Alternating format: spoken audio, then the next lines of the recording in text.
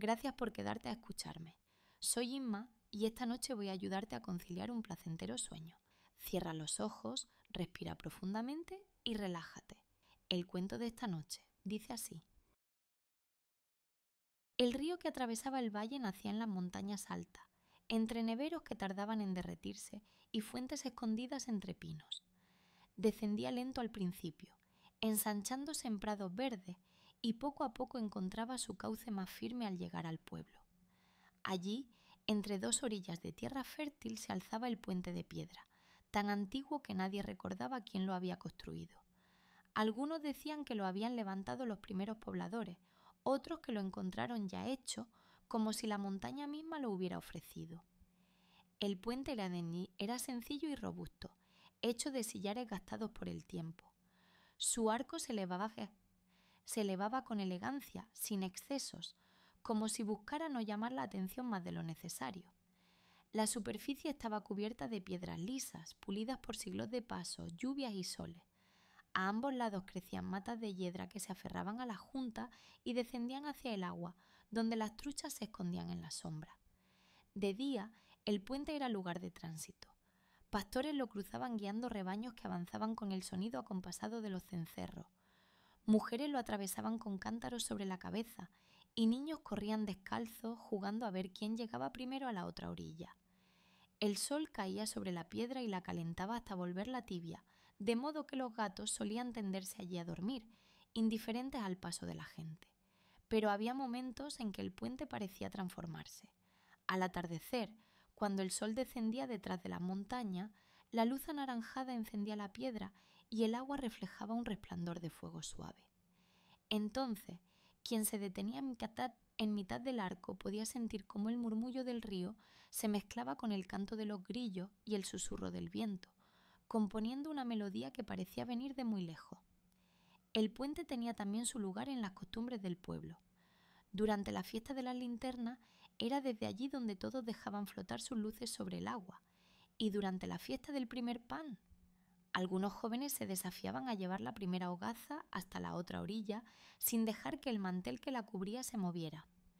Se decía que las promesas hechas en el centro del puente eran más duraderas, porque el río las llevaba consigo y las repetía en voz baja mientras corría hacia el valle. Cornelio contaba en las noches de verano que si uno se apoyaba contra la baranda de piedra y cerraba los ojos, podía escuchar las voces de todos los que alguna vez lo habían cruzado.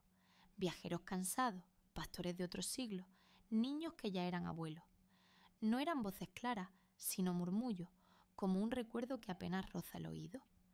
Los niños del pueblo lo probaban a menudo, inclinando la cabeza, y aunque lo único que escuchaban era el rumor del agua, siempre decían haber oído algo más, un secreto imposible de repetir. El invierno daba al puente otra vida. La nieve lo cubría de blanco y el agua se volvía más veloz, golpeando los pilares con espuma brillante. Entonces los pasos se volvían más cautelosos y el silencio del valle hacía que cada crujido bajo los pies sonara más fuerte. Aún así, nadie dejaba de cruzarlo. Era como un pacto antiguo. El puente no fallaba y el pueblo tampoco le fallaba a él. Una tarde, el viajero de la capa clara, aquel que había dejado un cuaderno en la plaza, dibujó el arco del puente en su guía. Escribió al margen: «Aquí el río recuerda».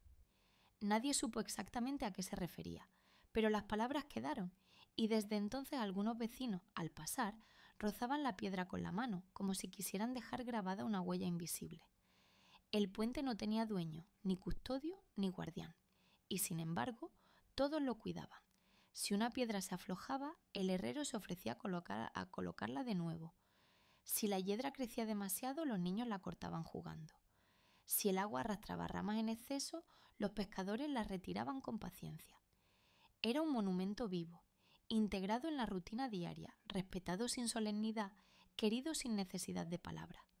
Por la noche, cuando el cielo se llenaba de estrellas, el puente quedaba en silencio, salvo por el murmullo constante del agua. Entonces se convertían en un lugar de confidencia. Jóvenes que compartían sueños, amigos que reían en voz baja, caminantes que se detenían a mirar el reflejo de la luna en el río. El eco de esas voces se mezclaba con el canto nocturno de los animales y el puente parecía guardar cada secreto con la misma discreción con que sostenía cada paso. El puente de piedra seguía allí como había estado siempre, uniendo dos orillas, sosteniendo al pueblo y siendo sostenido por él. Nadie dudaba de que mucho después de que cada generación se durmiera bajo la sombra del tilo, el arco seguiría alzándose sobre el río, paciente, repitiendo en voz baja el murmullo de todos los pasos que lo habían cruzado. Y así, en cada amanecer, cuando el sol doraba la piedra y el agua seguía su curso, el puente parecía decir sin palabras que todo, incluso el tiempo, transcurría en calma.